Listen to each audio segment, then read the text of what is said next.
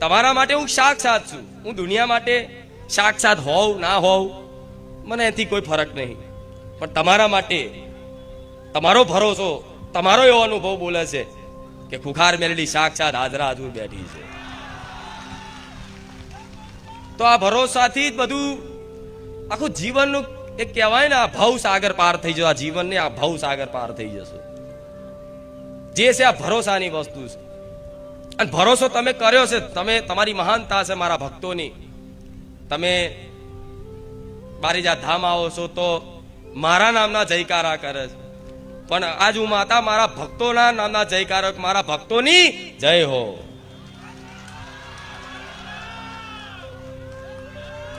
રામ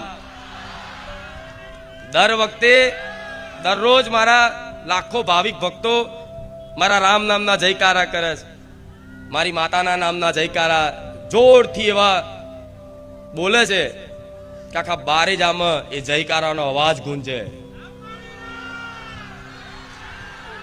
તો આજ હું માતા મારા ભક્તોનો જયકારો કરું છું કે મારા ભક્તોની, બારેજા ધામ આવનારા તમામ ભક્તોની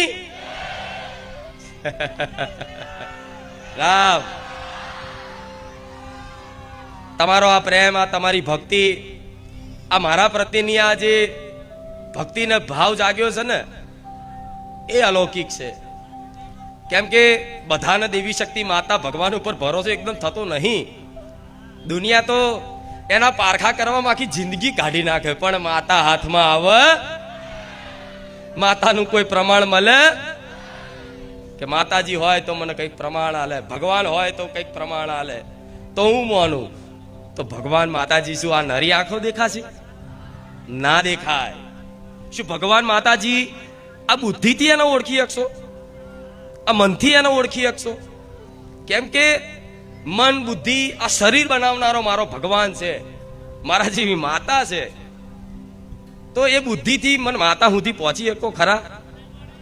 ત્યાં તો એકદમ ગાડા જેવું થઈ જવું પડે, એકદમ બુદ્ધિ વગરના થઈ જવું પડે